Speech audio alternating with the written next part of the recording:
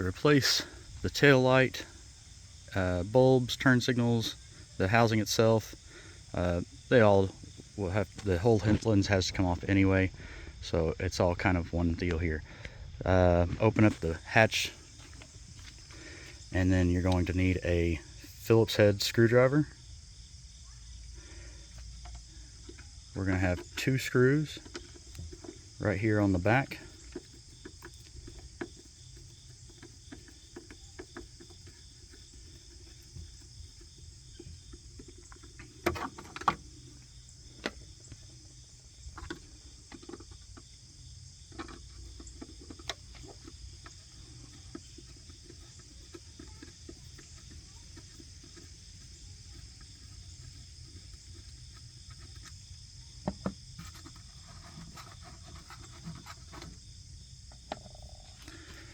Now this whole housing should be able to just pull straight back.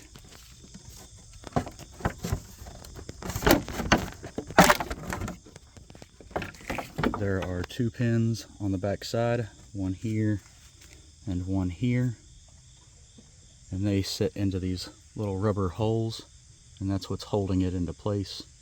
As these dry rot, this is a little bit more difficult to remove, but it should just be able to pull straight back. Once you pull the taillight back, you'll have a little bit of room to pull the wiring up, so you can lay your housing down. I usually would lay this on a towel to keep from scratching the lens. I'm already trying to do this one-handed as it is. But each one of the bulbs, depending on which one is burnt out, your running lights and brake lights, your reverse light, and your marker light, each one of these just have a small twist, and then the bulb is accessible. The bulb, try do this one-handed. The bulb just pulls straight out of the socket, so when you replace it with a new one, you'll just push the new one right into the socket the same way it came out. You'll feel it snap into place. Typically, you try to keep your hands off of the bulb itself. You can't really do that one-handed. Kind of make them last longer and brighter when they don't have smudges on them. So if you can wipe it off with a towel or something before you replace it in, so it doesn't have your smudge marks on it. But it goes back into the hole and just about a 1/4 twist back.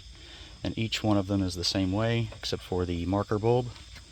The marker light is about a 1/4 twist.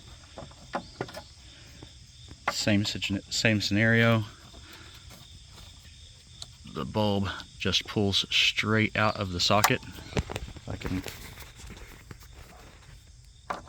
do this.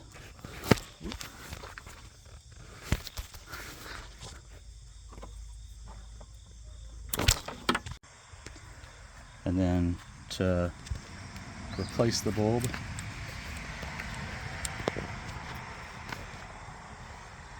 it's the same thing. Just push the bulb straight in, wipe your lens off, and then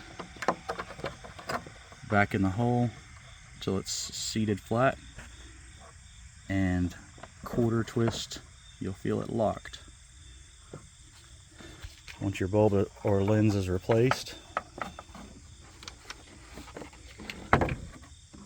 if you're replacing the housing or the bulb, be sure to line up these little pins on the back side with the rubber grommet that they seat in, and then give it a push back into its hole. You'll feel it snap, or it'll feel solid. Then you'll put your 2 Phillips head screws right back into the housing.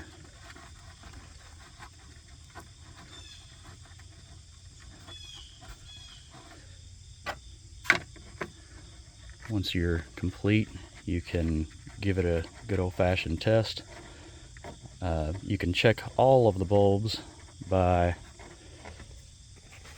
using your key fob remote or turning your headlights on to the on position and your